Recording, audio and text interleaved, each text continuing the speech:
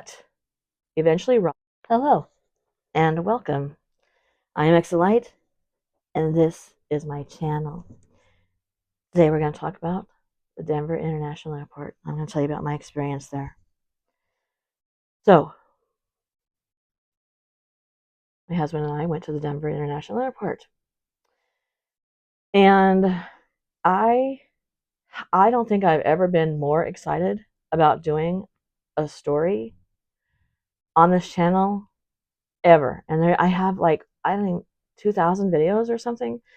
Now, when I first started this channel, about a year into it, year and a half, I started doing live podcasts. And I started doing those live podcasts with my oldest son. And my daughter, she's my youngest daughter, her and her boyfriend were the technical support. Okay, so they would be in a different room from me. My son would be on like a Zoom meeting type of a thing, and we would have a podcast. And her boyfriend would put up photos as we talked. Well, that went south. But eventually, Rob came on. Rob came on to talk about his UFO experiences. And then Rob started joining the podcast. And can I tell you, you listen to Rob now and you cannot tell it. But if you could listen to this podcast, which you can't, and I'll explain later, he was scared to death. He was very afraid. So by this point, my daughter's boyfriend, he would also be on the podcast. Rob would be on the podcast. My oldest son would be on the podcast. I was on the podcast. At one point, we did a conspiracy theory podcast, and I had the utter pleasure of giving myself the Denver International Airport. And my part of that podcast alone was 2 hours long. And we had a lot of people on because it was live and interacting with us. And it was so much fun. And I made this joke about how after I did my research on the Denver International Airport, that I was going to buy an RV and park it outside this airport. So when the shit hit the fan, I could be right there and go into the tunnels and up to Cheyenne Mountain, where allegedly there are shelters for the country's, quote, most important people, which is arguably not who I would choose. But whatever. My daughter's boyfriend went to upload that podcast, and it was lost into the interwebs, up the internet tubes, who knows. And it was my personal opinion, the best video I've ever done on this channel. So that was ouch for me. That's to explain how excited I was to go to this airport. I wanted to see all the murals I had talked about. I wanted to see the footprints in the floor. I was shaking. I was so excited. So we go into the airport and we notice that it's under construction, heavy construction. My youngest daughter is moving to Colorado, and she has her best friend there, and her best friend says it's been under construction for like a long time, several years. Well, during this process, they put up these fake walls and plastic everywhere. It is not an attractive airport right now, I'll tell you that. And they put all the murals into storage, all the artwork into storage, so you cannot just walk into the airport and see it anymore. So we walked around and we asked several different people involved with the airport, like, is there a way we can see it? is there anything that we can see? And their answers were no. And I'm going to tell you that I was so upset I was nearly in tears. Embarrassing, I know. I just built it up so much. Well, I was standing taking a photo of the gargoyle that is in the suitcase. It's very famous. It's a very famous picture. And a woman came up to us. They have volunteers. They're supposed to be kind of cowboy hats, but they kind of look more like Indiana Jones kind of hats. And she came up, and we started talking. And I'm going to tell you what she told me. So, before I get started in that, I want to say this. One of the earliest rumors claimed that the airport was constructed on Native American burial grounds. According to this story, ancient spirits were disturbed during construction, leading to strange events and unexplained energy around the site. Some people point to the fact that indigenous tribes historically used the plains around Denver as hunting grounds long before the city existed. Killing fields, a lot of death. Hunters, too. There was a blessing ceremony held at the airport when it opened to honor indigenous peoples who lived in the region. I have more to say about that. But first, you should know that the greater Denver area was inhabited by several indigenous people, such as the Apaches, the Utes, Cheyennes, Comanches, and Arapahoes. That is a lot of community, a lot of hunting on that land. So I began talking to this woman. She isn't from this country.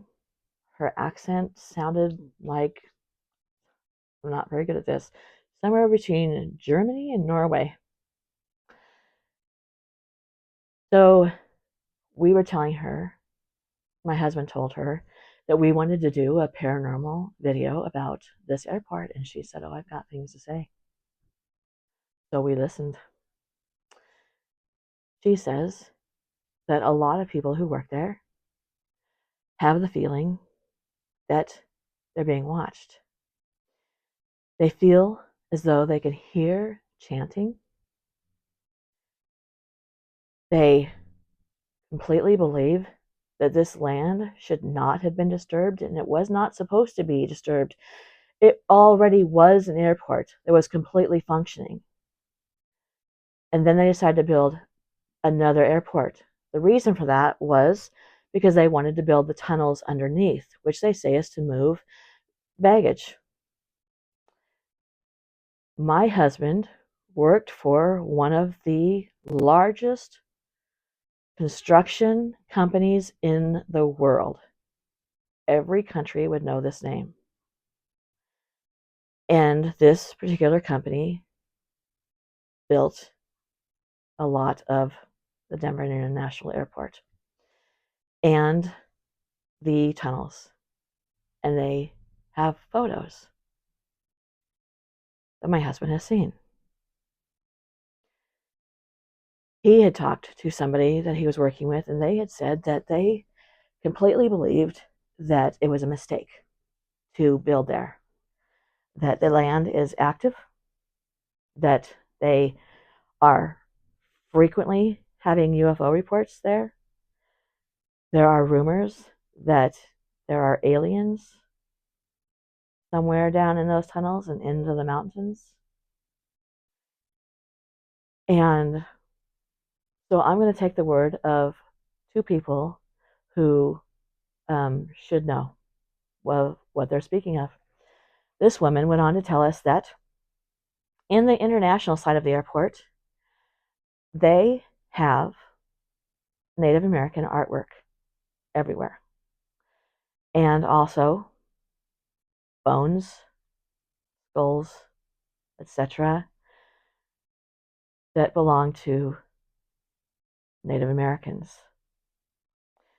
She said that they play Native American music all the time, 24/7. And the reason that they do that is to subdue, to give peace to Native American tribes that had lived on, hunted in, died in on that land. Now, it doesn't seem reasonable that a large construction company and all the construction companies that were brought in, because they had everybody do different parts of the airport. So no one company knows the entirety of the airport. Who made the decision and why that they needed to settle and appease Indian cultures who had died and lived in this area? She said they literally used the word appease when she was told about this. She said that she doesn't like going down there and always has a bad feeling about it. Of course, she told us about the artist who made Lucifer, the blue stallion with the bright red eyes, and how he had been killed when Lucifer fell on him. A funny thing is that I had asked her something about Lucifer, and she looked at me and she said, "Are you trying to find Lucifer?" And for a split second, I wanted to say yes, just to see the look on her face. She also told us that we could come back another time and you can get a day pass. A day pass. But everything is stored in the section A of the airport. But if you contact the city, you can get a day pass so you can go through security and you can go to section A to see these murals and all the artwork, the creepy, creepy artwork that is ways to die, Nazis, children. Um, you, the murals in this airport are so bizarre. And the fact that people walk through it every day, well, not now, but have, and not thought this is bizarre. There's so many conspiracy theories about what the meanings of these murals are. And of course, the next day, we could not do that because we were going to the Stanley and to another place where one of the greatest tragedies in the United States has ever taken place. And so I didn't have time, and then the following day we left. But I can guarantee you this: my daughter is moving to Colorado. I will be going to the city and getting a day pass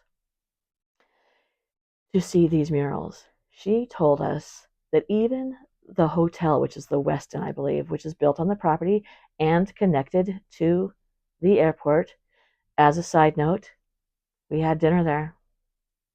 We paid $100 for 2 cheeseburgers, a little bit of fries, and I accidentally paid like $25 for a screwdriver. You know, orange juice and vodka, not an actual screwdriver. That right there was terrifying. She said that people who stay at the Westin claim to hear Indian drums at night. They claim to hear crying. They say that they see women, Native men, Native children in the corridors in their rooms. She said that she will never stay at the Westin because she's afraid to. She told us that her colleagues will not stay. A lot of the pilots do stay at the Westin, And, of course, these are pilots coming from all over the world. It's an international airport. So, and it's close. So, I mean, it's connected to the airport. So, of course, they stay there. But she has told us that she's spoken to pilots who have said that they have seen strange things. She's spoken to pilots who have said that they have seen strange flying objects as they're coming in to the airport. I know they're not called UFOs anymore, but that's what I'm going to call them. I'm old school.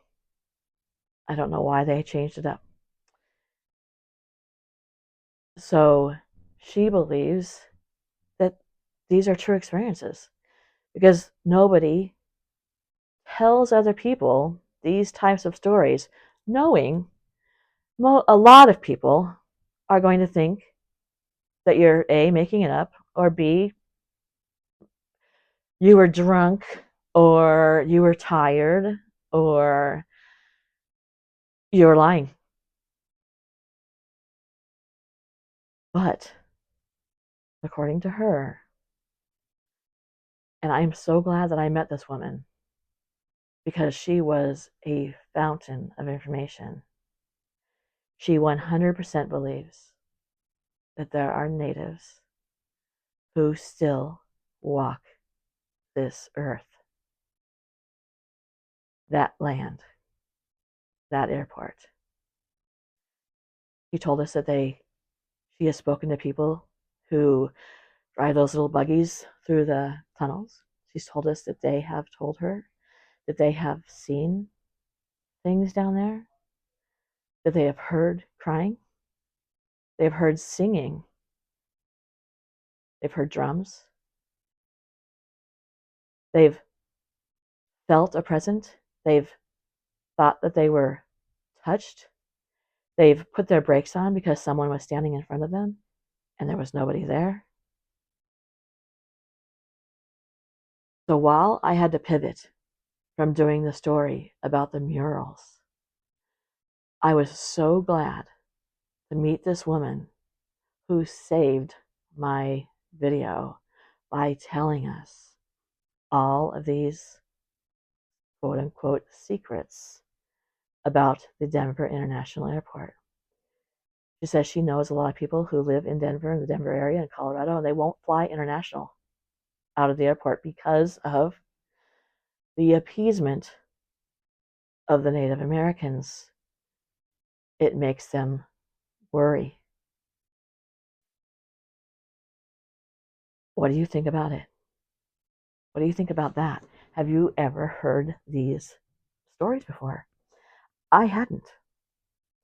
And while I did miss out on the murals, it was fascinating to hear and see in her face. This woman was probably,